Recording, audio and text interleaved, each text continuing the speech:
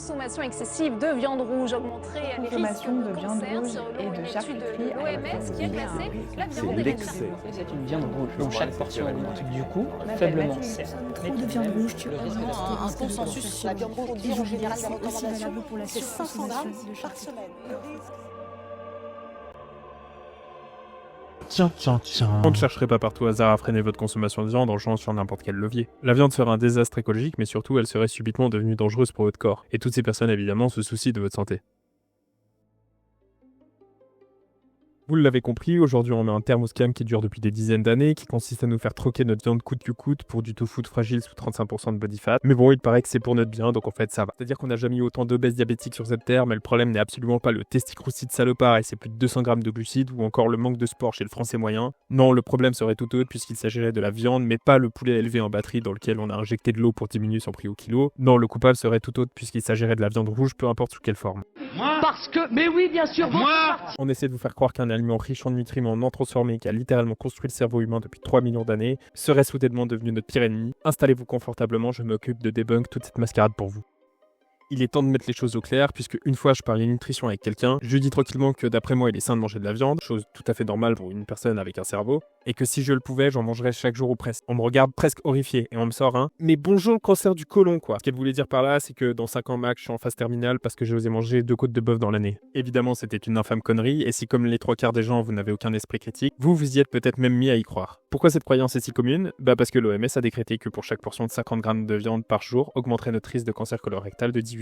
Allez, petit quiz de mathématiques, sachant que votre risque de base d'avoir ce cancer au cours de votre vie est d'environ 5%. Si vous décidez de manger vos 50 grammes de viande en plus, quelle est la nouvelle probabilité de tomber malade ? 5 plus 18 égale 23 ?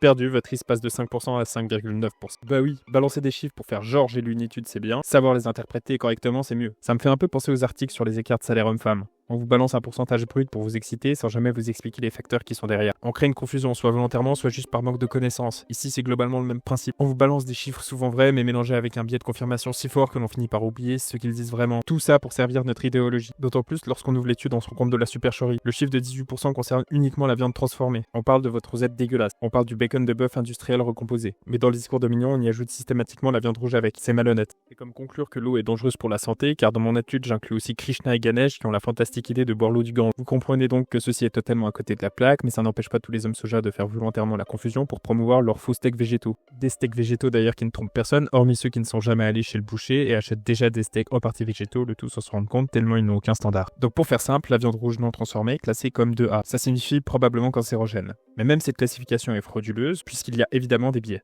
Premier biais, pas des moindres. Il s'agit uniquement de corrélations qui sont observées entre cancer colorectal et consommation de viande, mais pas de liens clairs sont faits entre eux. Ça ne signifie donc absolument pas qu'il y a un lien de causalité, surtout quand on sait que le consommateur de viande moyen s'en bat à peu près les couilles de ce qu'il mange tant qu'il aime bien, contrairement au végétarien qui, lui, sera obligé de s'informer sur le sujet pour éviter de finir complètement cinglé à cause d'une carence en B12 par exemple.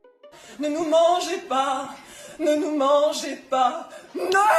Mais en fait, les experts nous expliquent qu'il y aurait peut-être quelque chose de potentiellement cancérogène dans la viande rouge. Le fer héminique pourrait catalyser la formation de composés N-nitroso, ce qui est toxique pour les cellules de la paroi intestinale. Ce qui n'est jamais précisé par contre, c'est que cette réaction chimique dépend du contexte. Manger avec son steak de la chlorophylle, de la vitamine C ou même du calcium suffit à bloquer entièrement cette réaction. Donc évidemment qu'il est préférable de manger avec sa viande un peu de légumes, des fruits ou même des œufs et du fromage, plutôt que de se goinfrer de frites surgelées. Mais il n'y avait peut-être pas besoin de le dire tellement ça semblait évident. Mais bon, on est à deux doigts de se poser la question, quel est le problème dans cette assiette si c'est les frites ou la viande ? De plus, beaucoup d'études se font aux États-Unis, et grande surprise, ils ne font pas toujours tout juste quand il s'agit de cuisiner. On le sait qu'ils ont une passion débordante pour les barbecues qui frôlent l'autisme maladie, et surprise, carboniser une viande comme n'importe quel aliment en fait, c'est cancérogène. Donc mangez votre viande bleue mijotée si vous êtes dépourvu de papilles gustatives ou peu importe, mais ne la cramez pas et tout ira bien. Donc avec tout ce que je viens de vous dire, on comprend facilement que la viande rouge non transformée ne donne pas le cancer. Toute leur argumentation se base soit sur des études observationnelles pas fiables, soit sur un mécanisme douteux qui dans tous les cas avec une alimentation correcte ne pose strictement aucun problème. Et que même si c'était le cas, la taille de l'effet serait tellement minime que le ratio bénéfice apporté par les nutriments et le risque de cancer resterait positif en faveur d'une alimentation tare les hommes préhistoriques. Et quid du cholestérol et des maladies cardiovasculaires dans tout ça ?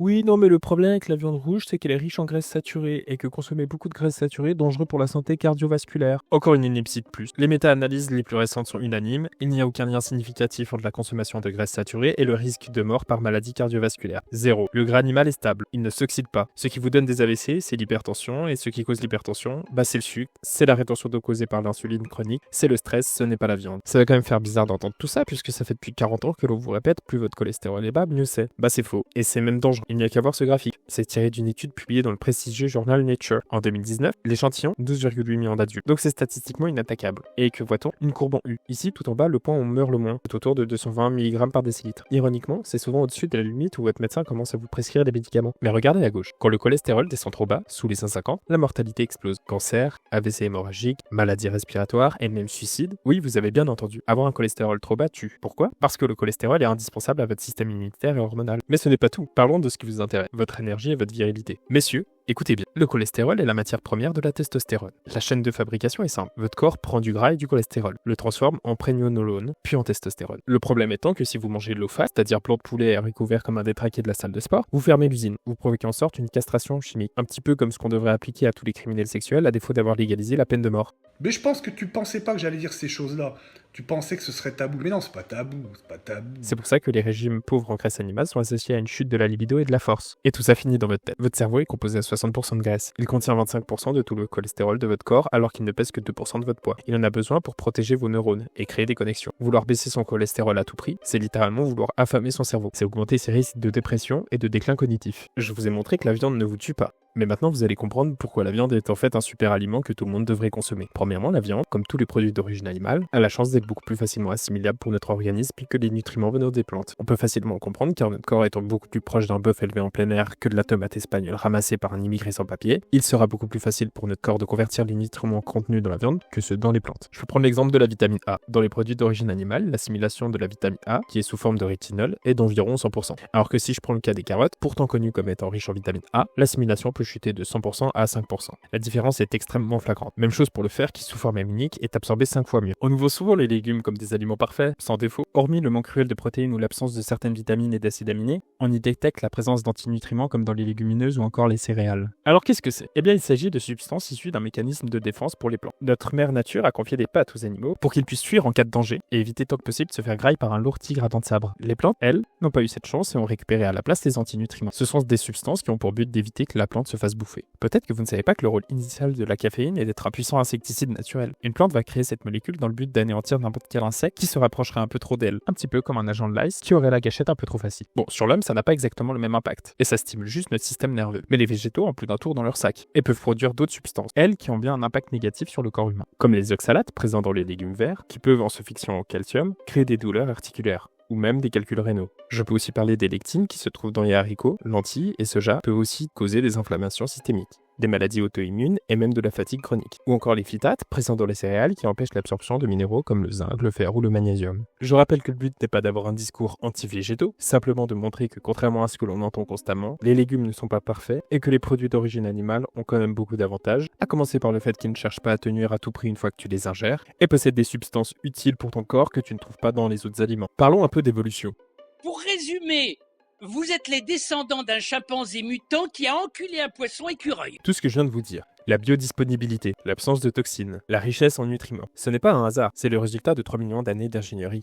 Posez-vous la question. Pourquoi aime-t-on manger? On a tous une attirance naturelle pour le sucre. Pourquoi? Car c'est de l'énergie rapide. Nos ancêtres ont été programmés pour chercher les calories. Mais pour la viande et le gras, c'est encore plus puissant. Ce n'est pas juste de l'énergie, c'est de la construction. Dans un débat sur la consommation de viande, il y a toujours un mec simplet pour dire que la viande, c'est bon. Et même si ça peut faire sourire, ce n'est peut-être pas si débile que ça en a l'air. Bah oui, si on a une appétence pour la viande, c'est que cet aliment est tout simplement bon pour notre santé et a été essentiel au développement de notre corps. Les produits animaux ont la chance d'être riches en calories, mais pas uniquement. Ils sont aussi riches en protéines, soit le macronutriment le plus important, en minéraux et vitamines. Notre cerveau pompe 20% de notre énergie quotidienne, ce qui est colossal, comme les 20% de TVA en France. Pour nos ancêtres, consommer de la viande était une question de survie, et elle nous a permis de devenir ce que nous sommes aujourd'hui. Ils devaient consommer des aliments denses en calories. Ils ne pouvaient pas se contenter de manger quelques racines et des champignons. Donc cracher sur la viande est littéralement comme mordre la main qui nous a nourris pendant des millénaires. Ce n'est pas pour rien qu'il n'existe aucune société traditionnellement végane dans l'histoire. Alors qu'il existe des sociétés exclusivement carnivores. Ce n'est pas pour rien que notre estomac a un pH de 1,5, soit plus acide qu'un chien.